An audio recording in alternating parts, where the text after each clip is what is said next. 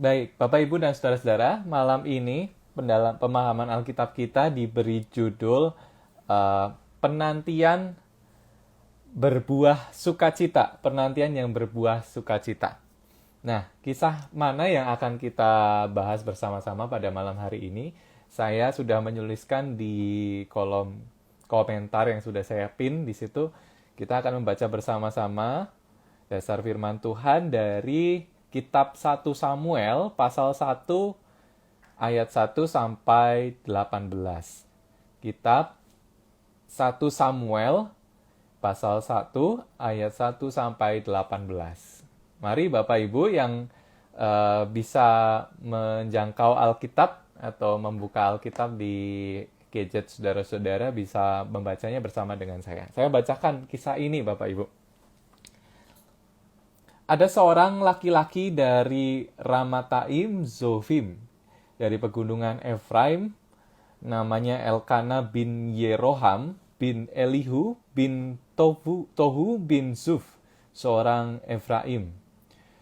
Orang ini mempunyai dua istri, yang seorang bernama Hana dan yang lain bernama Penina.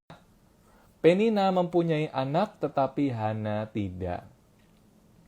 Orang itu dari tahun ke tahun pergi meninggalkan kotanya untuk sujud menyembah dan mempersembahkan korban kepada Tuhan semesta alam di Silo.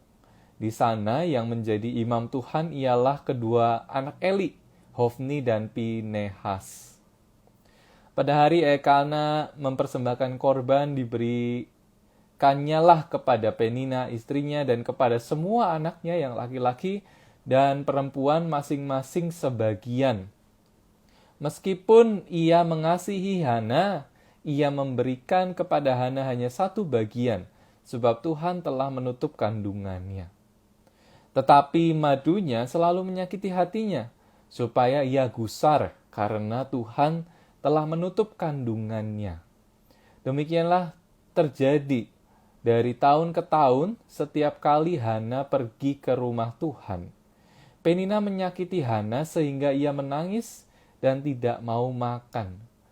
Lalu Elkana suaminya berkata kepadanya, "Hana, mengapa engkau menangis dan mengapa engkau tidak mau makan? Mengapa hatimu sedih? Bukankah aku lebih berharga bagimu daripada 10 anak laki-laki?"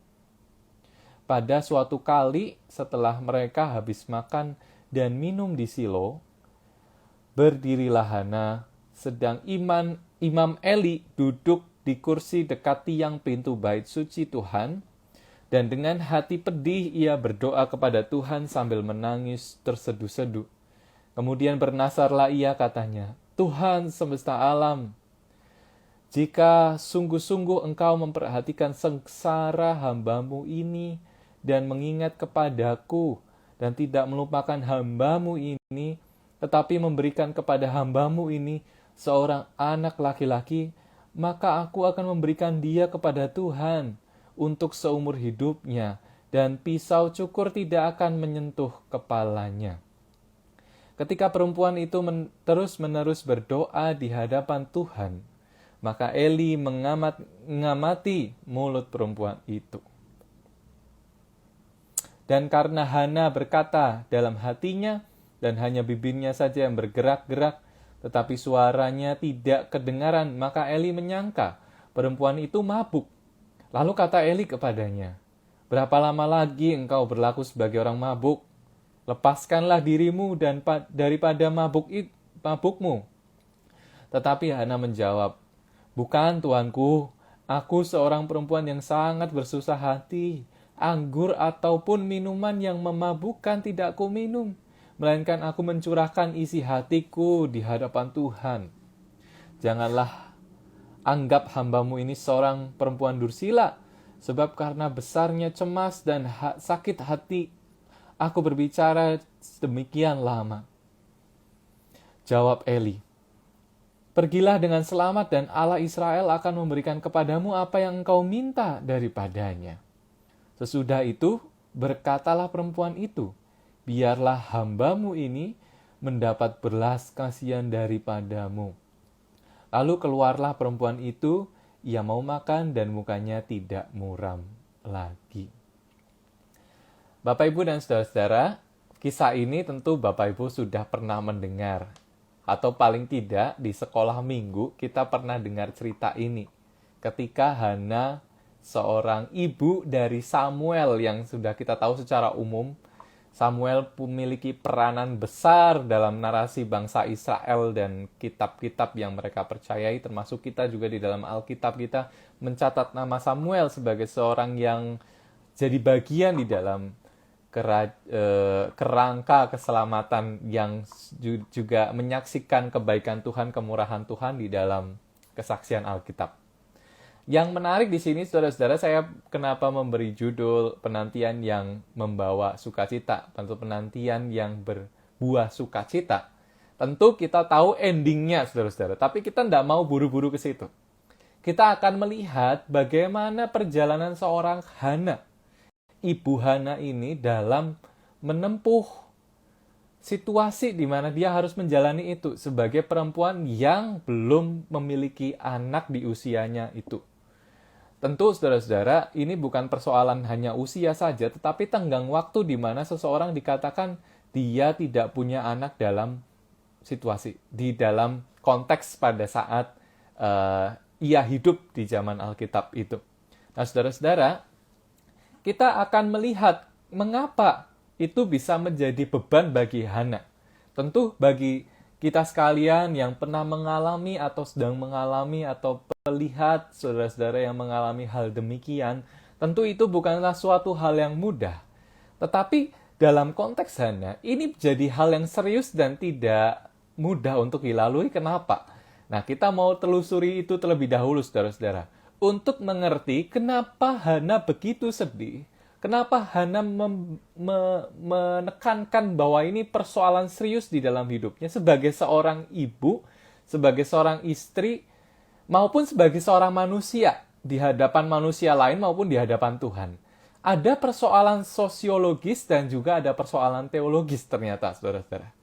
Kita mau telusuri satu persatu mulai dari ayat 1, saudara-saudara.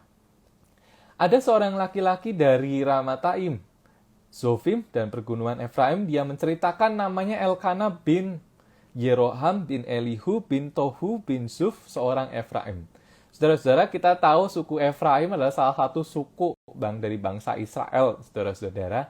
Dan yang bernama Elkana dalam keterangan ini adalah suami dari Hana. Suami dari Hana ini diberikan keterangan bahwa dia adalah suku Efraim. Saudara-saudara, ada keturunan yang disebut, dan nama-nama ini tentu kalau saudara-saudara beberapa kali membaca kitab Perjanjian Lama akan selalu disebut meskipun namanya beda-beda atau orangnya beda-beda. Tapi saudara-saudara, nama ini sangat umum. Tentu nama ini ada di dalam sejarah-sejarah dan bukan nama-nama yang orang-orang biasa.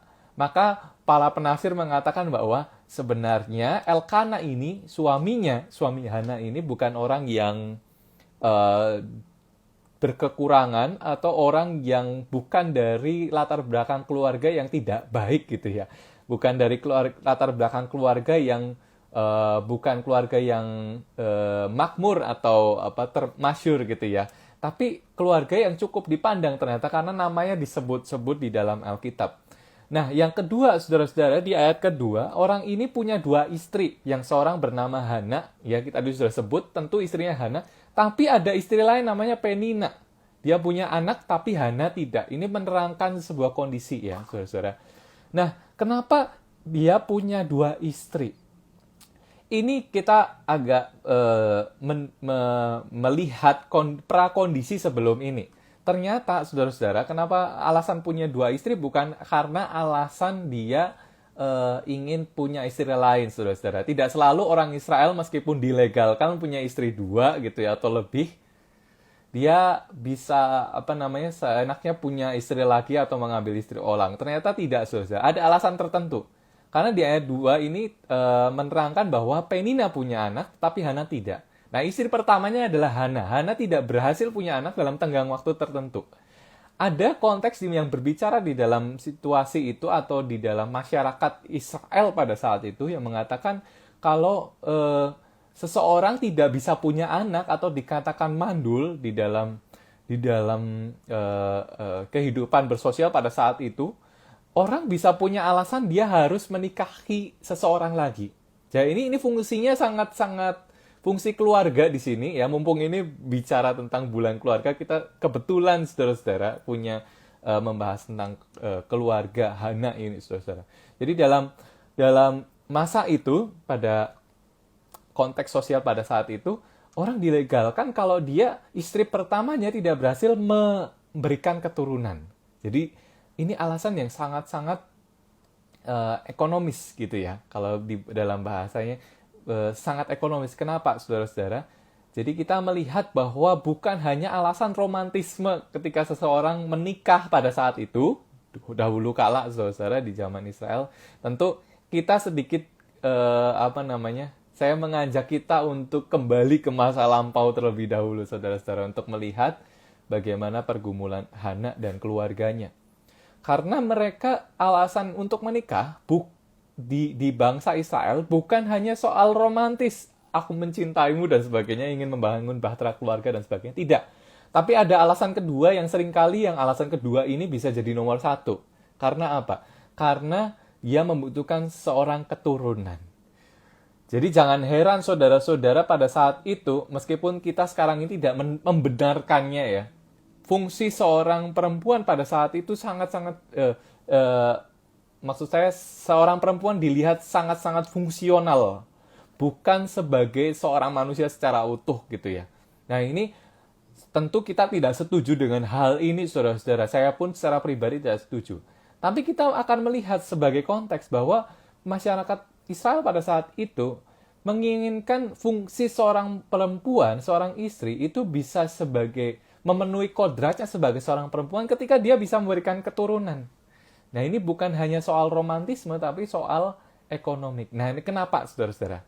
Kita akan melihat konteks ini lebih dalam. Bangsa Israel itu punya yang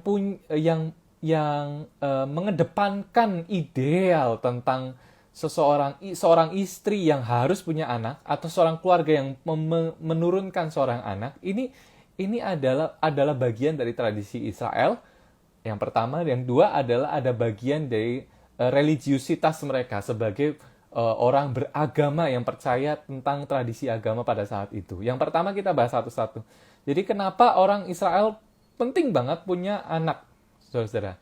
Jadi ada dimensi patrilineal namanya. Ada garis keturunan ayah yang harus diturunkan. Itu seperti marga ya saudara-saudara. Kita kenal pada sekarang ini. Tapi lebih ekstrim bahwa kalau orang tidak bisa memberikan keturunan, laki-laki, secara khusus laki-laki. Kenapa laki-laki? Karena laki-laki yang menurunkan nama ayahnya. Nah ini penting saudara-saudara. Karena kalau tidak menurunkan nama ayahnya, keturunannya tidak berlanjut. Ini juga ada hubungannya dengan lahan atau warisan nama besar keluarga tadi sudah saya sebutkan ya. Lalu lanjutkan keturunannya. Nah ini secara sosial dia katakan bahwa memang lahan itu setiap keluarga punya lahan, punya punya tempat gitu yang harus diturunkan kepada anak-anaknya, kepada keturunannya. Nah, apakah hanya bersifat ekonomis saja? Ternyata justru tidak, saudara-saudara. Karena tadi saya sebutkan harus anak laki-laki. Kenapa? Masyarakat sosial di sana sangat mengedepankan laki-laki. Makanya disebut dengan patriarkal, masyarakat patriarkal, mengedepankan laki-laki. Tentu kita sekarang sudah tidak punya ideal seperti itu ya, saudara-saudara. Kita sedang membangun namanya kesetaraan, di mana laki-laki dan perempuan itu sama-sama punya hak dan kewajibannya sebagai seorang manusia begitu ya. Tapi di masyarakat pada saat itu mereka sangat mengedepankan harus laki-laki gitu. Karena dia mewariskan keturunan, nama besar dan sebagainya. Itu tidak hanya menjadi sebuah konstruksi sosial tetapi juga teologis. Artinya bukan teologis ini ada hubungannya dengan iman mereka sebagai seorang Yahudi gitu ya. Seorang bangsa Yahudi. Nah, ada hubungannya apa saudara-saudara? Karena pada saat itu, ketika orang nggak bisa punya keturunan anak laki-laki, orang Israel sangat sedih karena kenapa? Dia punya pemahaman iman bahwa setiap orang yang menurunkan keturunannya, dia berpartisipasi atau ambil bagian di dalam rancangan keselamatan Tuhan. Jadi mereka meyakini bahwa suatu saat nanti akan ada Mesias yang datang. Mesiasnya dalam arti punya bangsa Yahudi ya, Bapak Ibu. Nah, Mesias itu keturunan dari bangsa Israel yang murni, gitu ya. Jadi bukan bercampur-campur dengan suku lain. Jadi kalau mereka punya anak, mereka ambil bagian di dalam harapan religius bahwa di hari Tuhan nanti, sebutannya hari Tuhan, akan ada kedatangan Mesias. Dari itu keturunan mereka tetap terjaga. Jadi bahkan ada garis keturunan dari suku-suku tertentu. Nah, itu dipegang teguh oleh mereka. Jadi saudara-saudara, kita tahu sebenarnya alasan-alasan mereka untuk secara sosial dan teologis gitu ya. Alasan teologis yang kedua adalah ini berhubungan dengan narasi-narasi yang lain, saudara-saudara. Ketika orang tidak punya anak di dalam masyarakat itu, maka ada kepercayaan bahwa nanti kalau sudah mati gitu ya di alam bawah sana, karena mereka memahami alamnya itu alam setelah kematian adalah Sheol gitu ya. Sheol itu alam orang mati gitu ya, dunia orang mati kalau bahasa pemazmur ya, bahasa Mazmur. Jadi di sana nanti mereka memahami bahwa mereka akan dikumpulkan bersama leluhur mereka. Saudara-saudara boleh cek di dalam Kejadian pasal 25 ayat 8. Nanti saya bacakan sedikit ya. Kejadian pasal 25 ayat 8. Lalu ia meninggal, ia mati pada waktu telah putih rambutnya, tua dan suntuk umur, maka ia dikumpulkan kepada kaum leluhurnya. Nah, saudara-saudara, ini kepercayaan iman mereka, saudara. Kalau pada saat nanti mati, begitu ya, nanti kita akan dikumpulkan bersama dengan leluhurnya. Nah, kalau nggak ada leluhurnya bagaimana? Ya tentu mereka tidak punya harapan pada saat mati nanti. Nah, itu kuat sekali di dalam hati dan pikiran mereka secara iman gitu ya. Lalu secara sosial, mereka juga dikepung. Kalau orang-orang yang tidak punya anak ini dikepung juga, saudara-saudara. Dengan penghakiman, dengan dengan perasaan bahwa mereka bukan seorang yang bisa seperti bebas atau memenuhi sebagai seorang yang berkenan di hadapan Allah dan di hadapan masyarakatnya. Dia tidak berfungsi dengan baik dalam tanda kutip ya, karena saya tidak terlalu setuju perempuan dilihat sebagai fungsional saja. Tetapi pada saat itu berarti sekali itu. Maka dari itu saudara-saudara, Elkana mengambil istri lagi. Karena tidak harus melanjutkan keturunannya, saudara-saudara. Meski demikian, saudara-saudara, di mana masyarakat pada saat itu begitu mengagungkan atau mengharuskan punya anak.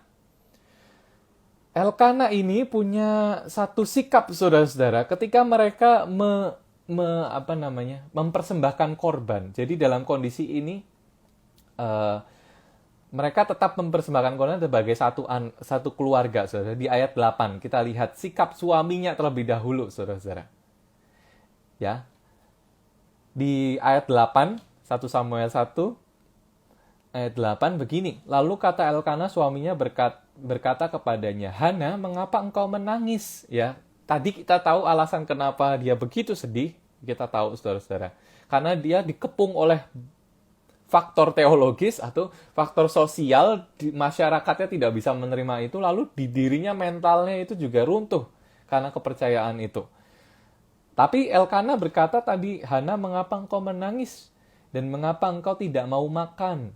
Mengapa hatimu sedih? Bukankah aku lebih berharga bagimu daripada 10 anak laki-laki? Saudara-saudara, tentu ini sikap seorang suami yang begitu sayang dengan istrinya. Kenapa, saudara-saudara, tadi juga disebutkan di ayat-ayat yang di atas, saudara-saudara, meskipun dia mempersembahkan korban dan memberikan bagian-bagian sesuai dengan aturan sosialnya, gitu ya. Penina dan anak-anaknya dapat bagian, tapi istrinya hanya dapat satu bagian saja dari persembahan itu. Tapi ya, dikatakan di ayat 5 juga, ia mengasihi Hana, meskipun ia mengasihi Hana. Itu tandanya apa, saudara-saudara? meskipun di dalam konstruk sosial di mana dia tidak berarti secara masyarakat, suaminya ini menjadi support system yang begitu hebat.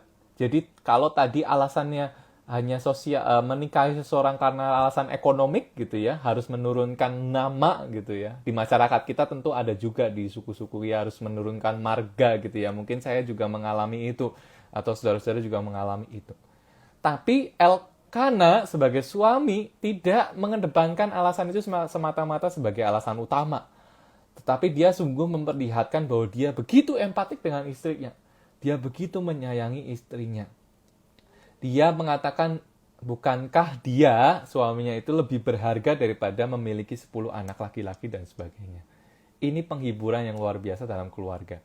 Jadi, saya melihat bahwa Elkana sebagai seorang suami, ya, dia begitu mengasihi Hana, dia betul-betul menunjukkan rasa kasihnya kepada Hana, dia menerima Hana seutuhnya, meskipun dalam masyarakat tersebut ya harus ada syarat-syarat, dia harus menikah lagi dan sebagainya, itu karena memenuhi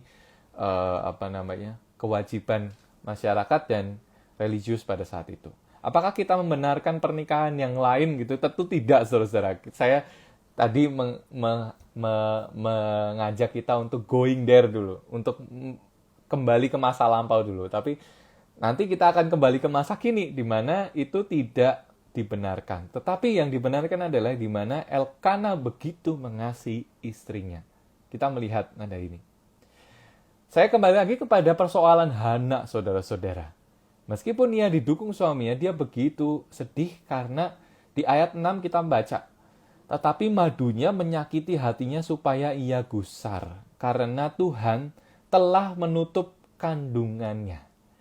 Nah, ini pembenaran lagi secara teologis. Saya bilang teologis adalah pemikiran dia tentang Tuhan dan pengalaman hidupnya. Kalau kita membaca ayat 6 lagi, pada saat itu tentu Hana sedih karena dirundung, dibuli oleh madunya itu penina, saudara-saudara maksudnya. Dan yang kedua ada hal yang penting, saudara-saudara, yang menentukan sikap kita terhadap kenyataan yang kita tahu itu kita bisa anggap itu sebagai sebuah semata-mata sebuah izin dari Tuhan atau kehendak Tuhan. Nah, di ayat 6 ini di bagian kedua yang B, karena Tuhan telah menutup kandungannya. Kalau tadi kita melihat alasan-alasan kenapa Hana harus bersedih, kenapa Hana begitu terpukul karena dia belum memiliki anak, saya katakan belum karena kita tahu endingnya happy ending, saudara-saudara. Kenapa? Karena dia merasakan bahwa Tuhan telah menutup kandungannya. Jadi itu dia merasakan secara teologis Tuhan tidak berkenan. Tentu ini adalah ungkapan dari narator. Narator itu siapa, saudara-saudara? Tentu penulis Alkitab. Nah, tentu Hana bisa jadi tidak mempercayai ini atau tidak mengetahui ini. Hanya orang-orang yang menulis ini yang mengetahui ini, saudara-saudara. Dalam arti, penulis ingin menunjukkan bahwa ternyata Tuhan yang berkehendak terhadap apa yang dialami oleh Hana. Apakah itu betul?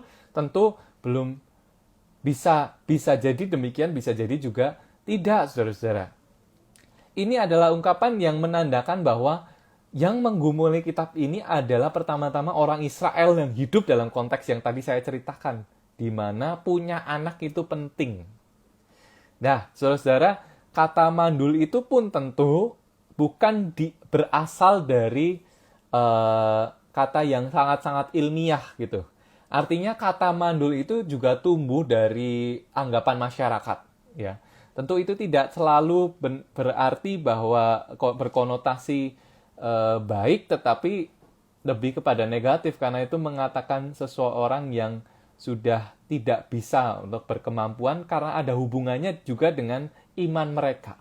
Tentu ini cara membaca ayat 6 ini tidak demikian, saudara-saudara. Tetapi kita tahu bahwa Tuhan ya itu punya suatu rancangan khusus buat Hana. Nah, ini yang kita mau lihat nanti, saudara-saudara. Apa yang dilakukan Hana ketika dia menerima kenyataan bahwa itu dia alami betul. kejadian itu dia alami betul. Nah, ini yang kita mau belajar dari sikap Hana ketika mengalami sesuatu yang dia rasa ini kehendak Tuhan. Sesuatu yang dia rasa ini adalah kemalangan bagi dia. Karena masyarakat pada saat itu kalau dikatakan seorang tidak punya anak, dia katakan sial, membawa kesialan. Karena tadi saya sudah katakan keturunannya tidak akan bertemu pada saat dalam arti di alam nanti gitu ya. Nah, tentu saudara-saudara, apa yang dilakukan Hana ini mendobrak apa yang sudah kita atau masyarakat pada saat itu duga. Nah, kita akan meloncat sedikit saudara-saudara ke ayat 9 sampai 11 ya. Kita perhatikan ayat 9 sampai 11. Di ayat 9 dia berdiri ya, sehabis makan berdirilah Hana di bait suci Tuhan. Ya, tentu ini tempat ibadah di mana tadi mempersembahkan korban ya saudara-saudara keluarga Hana. Dan apa yang dilakukan itu dengan pedih hati di ayat 10. Dia berdoa kepada Tuhan dan menangis terseduh-seduh. Nah, saudara-saudara, kita melihat ini sebuah keterbukaan besar bagi orang pada zamannya. Kenapa, saudara-saudara? Kalau kita agak sedikit membawa ke masa kini lagi, saudara-saudara. Pada kondisi apa kita bisa berdoa kepada Tuhan, bisa beribadah kepada Tuhan? Seringkali kita pun dihalangi oleh hal-hal yang membuat kita tidak bisa berjumpa dengan Tuhan atau sungkan berjumpa dengan Tuhan di dalam doa kita. Pernahkah saudara mendengar ungkapan demikian? Kalau kita mau ibadah gitu ya, fokuslah kepada Tuhan, tanggalkanlah beban-bebanmu, tanggalkanlah beban-bebanmu, singkirkanlah itu, fokuslah kepada Tuhan terlebih dahulu. Pernah ya saudara melihat itu? Tetapi, apakah itu benar? Tentu tidak, saudara-saudara, karena justru Hana dengan pedih hati dia berdoa kepada Tuhan. Artinya apa? Tuhan mengizinkan kita untuk datang secara otentik di depannya. Tuhan menginginkan kita untuk datang kepadanya dengan sebagaimana adanya kita. Jadi nggak dibuat-buat, saudara-saudara. Tidak dititipkan dulu beban kita di rumah, lalu datang ke gereja. Misalnya kalau dulu kita bisa ke gereja, atau di dalam kamar kita berdoa untuk fokus pada Tuhan saja. Enggak, saudara-saudara. Justru di dalam pergumulannya dia bawa kepada Tuhan. Sambil nangis terseduh-seduh, itu ekspresi dari seorang Hana yang sangat otentik. Kita melihat itu yang pertama. Datang kepada Tuhan dengan apa adanya. Yang di ayat 11, saudara-saudara. Kemudian ia bernazarlah kepada Tuhan, katanya, Tuhan semesta alam, jika engkau sungguh-sungguh memperhatikan sengsara hambamu ini, dan mengingat kepadaku dan tidak melupakan hambamu ini, tetapi memberikan kepada hambamu ini seorang anak laki-laki, maka aku akan memberikan dia kepada Tuhan untuk seumur hidupnya, dan pisau cukurnya tidak akan menyentuh kepalanya, dan sebagainya. Saudara-saudara, Hana menangis dengan sambil bergening kepada Tuhan, tawar-menawar kepada Tuhan. Dia sungguh-sungguh menginginkan Tuhan, kalau engkau berkehendak, tentu ya di dalam, kalau engkau memperhatikan sengsara hambamu ini, gitu ya, dan mengingat aku, Tuhan tidak akan melupakan, dan Tuhan akan mendengarkan doanya. Nah, saudara-saudara, dalam nazar ini dia katakan apa? Kalau seandainya Tuhan memberikan dia atau mengabulkan doanya, saya tidak katakan bahwa Tuhan tidak pernah menjawab doa seseorang. Tuhan pasti menjawab doa kita, saudara-saudara. Menjawab doa setiap orang yang menyatakan doa kepada Tuhan. Tapi kalau toh Tuhan mengabulkan doa yang saya mohonkan ini, maka ya, dia akan memberikannya kepada Tuhan. Nah, saudara-saudara, ini sebuah pernyataan iman. Pertama, di mana dia tidak sungkan untuk datang kepada Tuhan membawa permasalahannya, problemnya, dan Hana merasakan bahwa Tuhan satu-satunya yang bisa dia jumpai dan dia dekat kepadanya. Ini menegaskan ya ayat-ayat lain di mana kita bisa mengatakan Tuhan dekat dengan orang-orang yang patah hati. Kita lihat, saudara-saudara, di mana keterbukaan Hana terhadap Tuhan itu besar. Meskipun orang lain mengatakan dia tidak terlalu religius, dia tidak memenuhi apa yang dikatakan orang sebagai yang harus dipenuhi sebagai seorang perempuan di mata agama dan di mata kepercayaannya dan di mata sosial.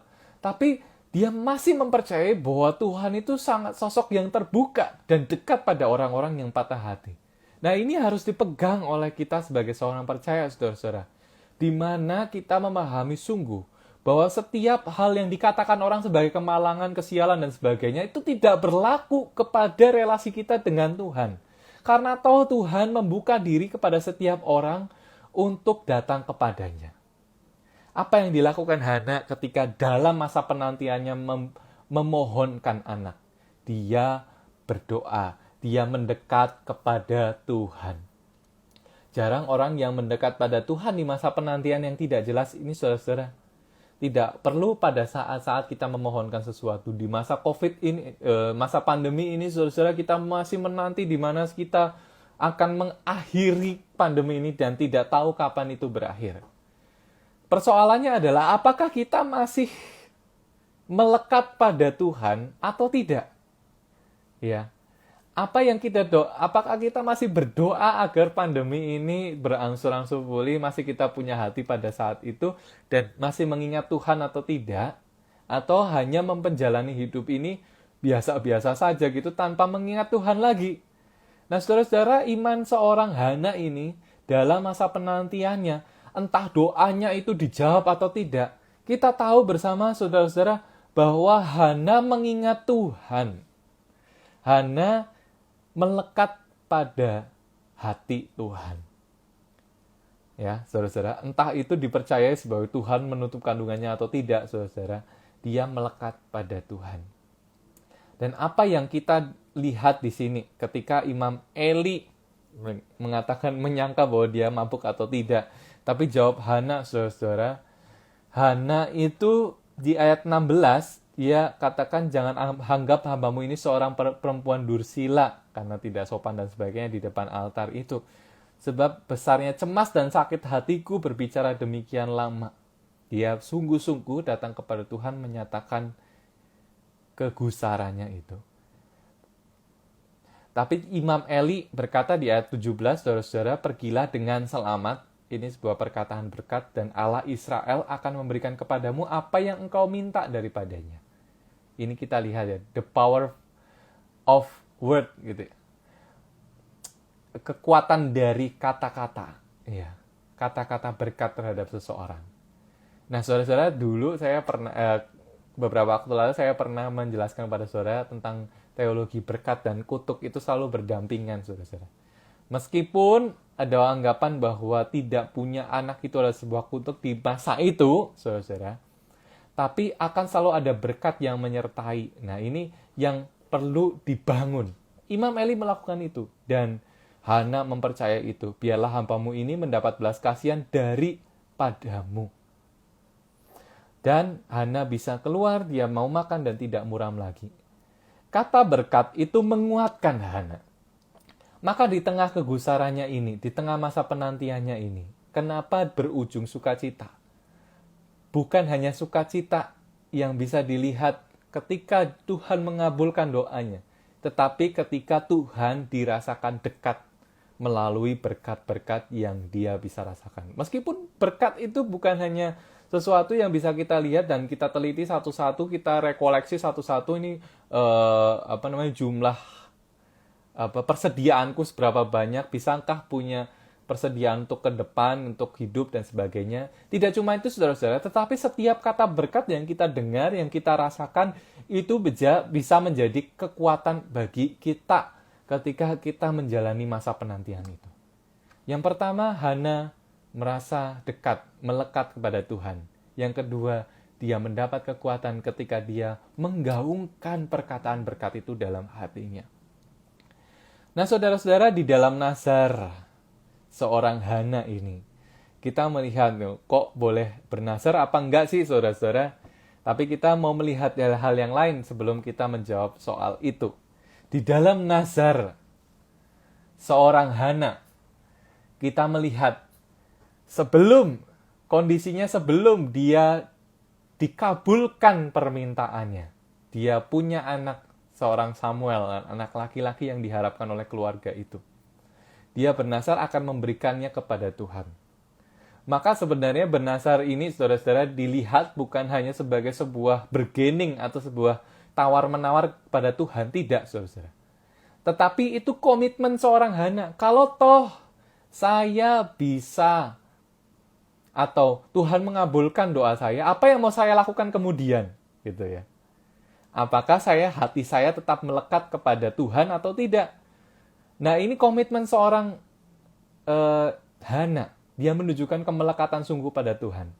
Bisakah saudara-saudara, kalau kita berdoa terhadap sesuatu, lalu Tuhan mengabulkan doa kita, seandainya ini ya, Tuhan mengabulkan doa kita, kita berdoa misalnya apa ya saudara-saudara? Misalnya kita berdoa agar keluarga kita diselamatkan dari ekonomi yang mungkin memburuk, saudara-saudara. Kita menginginkan untuk kita tetap survive. Nah, lalu kita berdoa setiap hari, Tuhan mengabulkannya, saudara-saudara. Bahkan memberikan lebih daripada itu, kita selamat dari krisis, lalu kita bahkan lebih daripada itu Tuhan memberkati. Nah, apa komitmen kita? Apakah Tuhan apakah kita masih bisa menjaga rasa syukur kita kepada Tuhan? Apakah kita masih melekatkan hati kita kepada Tuhan? Jangan-jangan kalau orang sudah dikabulkan doanya, kita lupa dengan Tuhan. Nah, kita tahu di ujung cerita ini memang happy ending.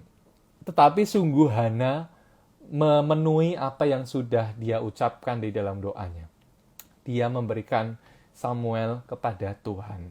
Nah, itu artinya apa, saudara-saudara? Meskipun ya anak dilihat sebagai instrumen biologis, instrumen sosial untuk memenuhi jawaban pertanyaan mereka terhadap masyarakat harus seperti ini dan itu di pertanggungjawabannya di hadapan masyarakat, Hana tidak melihat Samuel sebagai instrumen, ya, sebagai barang saja, tapi sebagai seorang manusia. Dia memberikannya kepada Tuhan. Dia tidak mementingkan bahwa Samuel harus jadi keturunan yang mewariskan hak kesulungan keluarganya. Tidak, saudara. Tetapi dia melekatkan hati kepada Tuhan dan memberikannya itu kepada Tuhan. Jadi kita melihat hal yang ketiga, berkomitmen terhadap apa yang kita minta dengan sungguh-sungguh. Jadi hal yang pertama, sikap iman seorang Hana adalah apa, saudara-saudara? Dia melekatkan hatinya kepada Tuhan. Yang kedua, tadi saudara-saudara, dia betul-betul sungguh melihat kata-kata berkat dan setiap berkat itu menjadi kekuatannya di dalam masa penantiannya. Yang ketiga, saudara-saudara, dia berkomitmen sungguh terhadap apa yang didoakannya itu. Saudara-saudara, tentu kisah ini mendobrak, memunculkan tokoh perempuan itu sebagai sebuah keistimewaan di dalam teologi bangsa Israel pada saat itu, saudara-saudara. Karena peran perempuan sangatlah minim, tetapi di dalam teks ini menampakkan sebuah peran seorang Hana sebagai seorang perempuan, dan itu dilihat sebagai iman yang besar. Kita juga melihat. Tentu kalau kita kembali di masa kini, kemandulan itu atau fenomena di mana seorang tidak punya anak itu memang bukan dibenarkan sebagai sebuah hal yang ada hubungannya dengan religiusitas kita, dengan keimanan kita. Kalau seorang nggak saleh, seorang tidak terlalu beriman kepada Tuhan, dia dikatakan bahwa itu berarti sebab akibat dia tidak punya anak. Jangan pernah berkata seperti itu, saudara-saudara. Karena itu sama sekali tidak ada hubungannya. Ya, saudara-saudara. Bahkan tadi kata mandul itu dibentuk oleh masyarakat. Maka apa yang harus kita lakukan, saudara-saudara? Kita kritis dengan punya kesadaran sungguh. Mana yang paling tepat untuk kita katakan? Mana yang paling tepat untuk kita katakan juga pada diri kita sendiri ketika mengalami hal itu. Jadi bukan karena semata-mata karena kesalahan kita, saudara-saudara. Bahkan kalau dikatakan ada klaim-klaim teologis, baiknya saudara tanyalah kepada orang-orang yang memahaminya, bisa konsultasi dengan pendeta atau sebagainya, atau para teolog dan sebagainya. Tentu Tuhan tidak menghendaki supaya orang bersedih. Ini kita katakan, saudara-saudara, bahwa Hana percaya kepada Tuhan yang omnipoten. Hana pertama-tama percaya bahwa Tuhan bisa melakukan segalanya. perkara bahwa Tuhan akan mengabulkan doanya atau tidak, saudara-saudara, itu persoalan lain. Yang penting adalah ketika Hana percaya bahwa Tuhan masih memelihara dia. Di dalam masa penantian ini, kita percaya bahwa Tuhan bisa melakukan apapun yang dia kehendaki, asal dia menghendakinya. Yang kedua, pemeliharaan Tuhan itu tidak putus. Maka itu jadi alasan kita untuk tetap melekat kepadanya di masa penantian yang tidak mudah. Barangkali saudara-saudara di dalam keluarga ada yang masih menantikan anak. Apakah itu saudara atau keluarga saudara, anak atau cucu yang sedang menantikan hadirnya seorang anak, jangan hiasi kita dengan pemikiran-pemikiran yang tumbuh bahkan dari jajing-jajing masyarakat. Dan kita jangan terlibat di dalam penghakiman-penghakiman semacam itu, saudara-saudara. Tetapi kuatkanlah dengan kata-kata berkat. Kalau toh jalan hidup yang dikehendaki Tuhan selama doanya itu, kuatkanlah setiap orang itu untuk mendekat kepada Tuhan. Karena di masa-masa seperti ini kita bisa memandang bahwa Tuhan jauh. Tapi Hana memperlihatkan Tuhan bisa dijumpai kapan saja. Pemeliharaan Tuhan selalu ada. Ia menyerahkan Samuel itu sebagai tanda Tuhan telah memelihara dia. Tuhan Allah memelihara Hana dan kehidupannya. Sebagai seorang keluarga bisa menjadi support system. Nah, tentu yang bisa kita refleksikan dari hal ini ketika kita mengalami hal demikian yang serupa atau tidak, atau kita sedang bergumul dalam permintaan doa kita bisa refleksikan melalui teks kita pada malam hari ini, saudara-saudara. Apa yang kita minta di dalam doa kita? Apakah kita mendrive Tuhan atau mengarahkan Tuhan untuk mengabulkan doa kita, atau kita berpasrah kepada Tuhan? Atau kita mau berkomitmen ketika Tuhan mengabulkan doaku atau tidak, apakah kita masih melekat pada Tuhan atau tidak? Nah, ini yang perlu kita kuatkan diri bersama-sama di dalam masa penantian. Itu bisa menguji kita. Sebelum kita mengharapkan sesuatu, atau di saat kita menanti sesuatu, dan setelah Tuhan menyatakan kehendaknya entah mengabulkan atau tidak, apakah kita masih melekat kepada Tuhan seperti Hana atau tidak? Nah, ini kiranya menjadi renungan kita bersama. Saya stop sampai di sini, saudara-saudara. Apakah ada tanggapan dari saudara terkait dengan apa yang sudah kita pelajari bersama dan kita ambil dari kisah Hana ini dalam menanti seorang anak? Barangkali Bapak Ibu pernah mengalami, bisa sampaikan di kolom komentar, kita bisa berbagi bersama, atau mungkin ada pertanyaan-pertanyaan terkait dengan teks ini.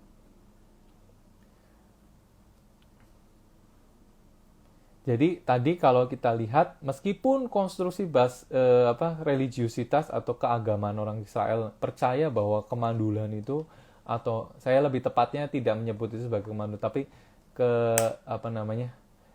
keistimewaan seseorang untuk tidak belum bisa mempunyai anak. Nah, itu bukan semata-mata ada hubungannya dengan dosa, tidak sama sekali, saudara-saudara. Tentu ini adalah sebuah keistimewaan yang di mana orang berbeda-beda. Ya. Disabilitas bahkan dan sebagainya itu tidak ada hubungannya dengan dosa. Tapi yang kita lihat di tengah-tengah penantian ini, saudara-saudara, kita melihat sebuah iman seorang Hana yang begitu besar. Dia tetap melihat Tuhannya sebagai pemeliharanya. Mari saudara-saudara, kalau ada tanggapan, kita masih punya waktu mungkin beberapa menit untuk kita berdiskusi atau bertanya, barangkali ada dari saudara-saudara. Silakan.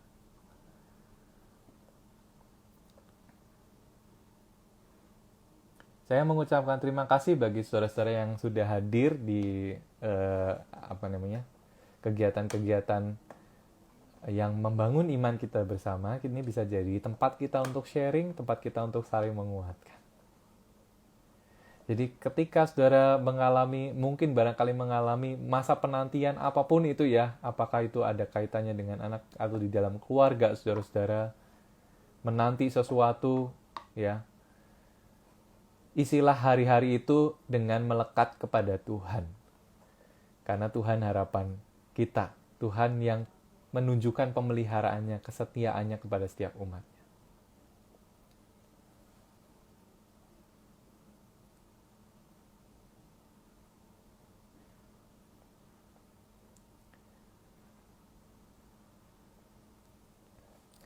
Baik, apakah ada Bapak Ibu? Tentu ketika saudara-saudara dan saya melihat kisah ini, kita tahu bahwa ketika kita melekat pada Tuhan, kita berdoa pada Tuhan, Tuhan tidak membiarkan kita digerus oleh ke sebuah dikepung lagi oleh rasa sedih, dikepung lagi oleh rasa tidak berdaya, dikepung lagi oleh asumsi atau stereotip tentang aib-aib itu gitu ya dari masyarakat. Tidak, tapi Tuhan hendak menyelamatkan. Tentu Tuhan tidak tinggal diam dengan cara yang berbeda-beda.